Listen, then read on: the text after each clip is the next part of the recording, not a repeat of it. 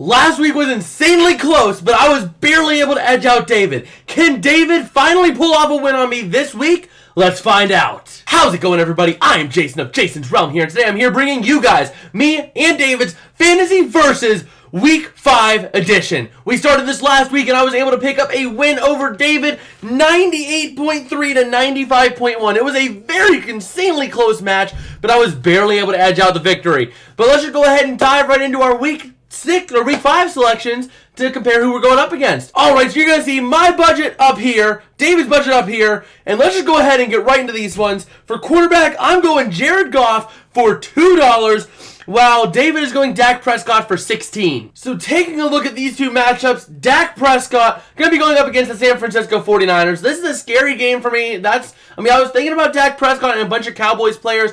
I just did not feel confident with the Cowboys going up against that Niners defense. If you have any Cowboys this week for your offense, even the defense, I don't know that I would start them this week just because they're going up against the Niners, who can really just wreck house against anyone. I went with Jared Goff. I feel like he's a very safe pick this week going up against the Carolina Panthers. I mean, Goff, he's had a couple games this year where he was a little bit looking rough, but he has been a lot better at securing the ball over the last couple of seasons.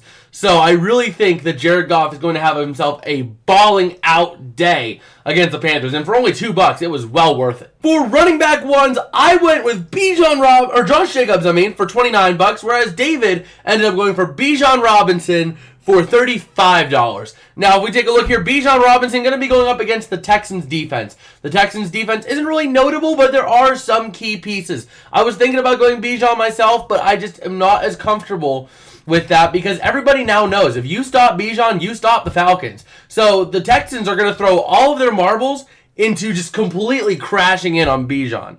So I just don't think he's going to be as efficient these next few weeks until he can get out and figure out how to outmaneuver defenses that are closing in on him, which is why I went with Josh Jacobs of the Raiders. I don't like that pick really either against the Packers, but I feel like he's going to have a better day against the Packers because the Raiders do have more offensive weapons that the defense has to keep an eye on. For running back 2, I went with Raheem Mostert for $3, whereas David going with DeAndre Swift for $11. Now, Raheem Mostert's an absolute steal in fantasy this year. If you got him early on, he is a steal. And this week, he's going to feast, absolutely feast, and be a beast against that Giants defense. That defense cannot do a single thing to stop anyone. So Raheem Mostert for $3 is going to be a very, very effective output machine. If you have Mostert, I would immediately plug him into your starting lineup. Even a Kane. If you have a Kane or whatever the backup's name, I think it's a Kane, put him in too. They're both going to feast. They are both going to go off this week, if you ask me. Meanwhile, taking a look at DeAndre Swift with the Eagles, they do have a semi-favorable matchup against the Rams. If he can get past Aaron Donald, you don't really have a lot of strength in the linebacker core, so you're going to be able to get... Usually, if you can get past that defensive line, you're probably going to be looking at a 5, 6, 10-yard gain. So each carry, let's say he gets past that line 60% of the time, and they give him, let's say, 20 carries, you're looking at a really solid, you're looking at about 12 carries that are going to go about 5 to 10 yards minimum. So you could have maybe a couple carries that go 30, 40 yards. He could have a big day. For wide receiver 1, we both went with Tyreek Hill. This one, just going back to the fact they're playing the Giants. It's just going to be a straight, easy win here for Tyreek Hill against any of the Giants' corners. So 2 is going to hit Tyreek, and he's just going to go off. There's no doubt in my mind this week. Up next, wide receiver 2, I went with Stefon Diggs for $46. Meanwhile, David going A.J. Brown for $36. Stefon Diggs, he's going to be going up against the Jaguars in London. The Jaguars' defense, I really don't see a lot there. They shut down Desmond Ridder, but it is Desmond Ridder. That being said. So, I really think the Bills should have a field day offensively against this team. The biggest game wrecker is going to be Josh Allen, trying to take out Josh Allen. But if the offensive line for the Bills holds, Stefon Diggs is going to have a huge day. Even taking a look at A.J. Brown, same deal. You can only contain certain parts of that Philly offense, so something's going to give. Whether that be A.J. Brown, whether that be DeAndre Swift, whether that be a tight end, whether it be another wide receiver, you're going to have someone just completely break the mold against the Rams. For the flex, I went with Puka Nacua for $10. David made one of the mayhaps dumbest decisions. I will let him change it out. Right now he has Amari Cooper. I'm going to give him a chance. I'm going to message him tonight and say, hey man, the Browns are on bye. put in someone else if you want. And I will update that, you know, whether that be in a stream or whether that be in the Horns Up video. I will update that if it does happen.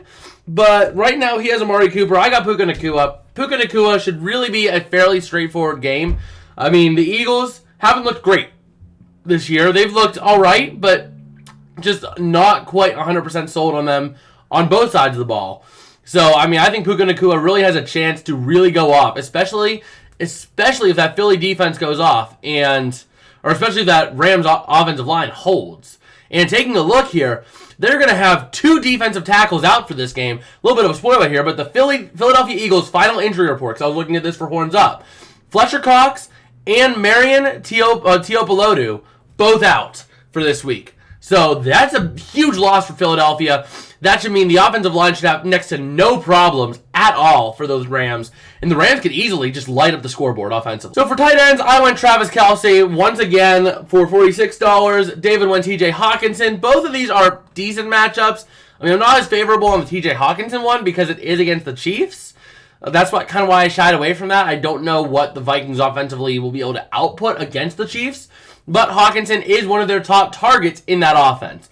Meanwhile, Travis Kelce, it's a safe bet. I mean, you can't get any safer at tight end than Travis Kelce for a touchdown, every other week at minimum. You cannot get any safer than Travis Kelce. So for kickers and defense special teams, I went Riley Patterson and the Ravens, and we had David going with Tyler Bass and the Eagles. I went with the Lions kicker just because, a little variety, and, the Lions should put up a lot of points this week. David going with Tyler Bass of the Bills should have a fairly solid week himself. Ravens defense special teams going up against the Steelers, it's going to be absolute domination. The Ravens are going to absolutely destroy the Steelers, so defensively they should be looking really good. And the Eagles going up against the Rams, I'm not as comfortable on that pick. I would really shy away from that. But, most times you only have one defense and one kicker, so you can't really sub out your defenses each week. But overall, that's what I'm thinking about. Well, that's about going to do it for me today. If you guys did like, don't forget to smash like and subscribe. It does help me out a whole lot. And let me know down in the comments who's going to win this week. Am I going to get a second win in a row over David? Or is David going to beat me this week and manage to tie things up? I want to hear what you guys have to say. And also, if you haven't already, check out our predictions video for this week down here. And I guess with that, I will see you guys later. Peace out and have a good one.